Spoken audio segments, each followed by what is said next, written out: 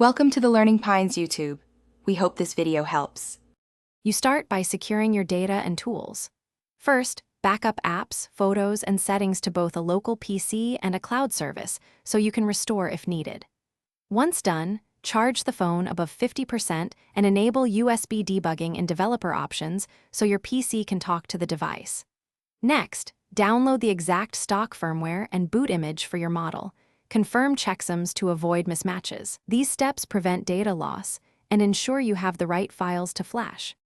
You now move to restoring system images. Connect and verify with ADB, run a DB devices to ensure the phone is detected.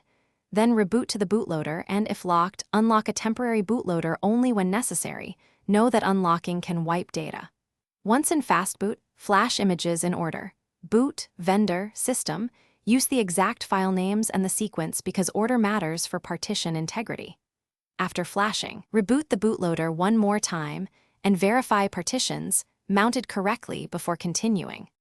You finish by booting into the freshly flashed system and walking through initial setup. Make sure Google Services and Play Protect appear normal and check OTA update status.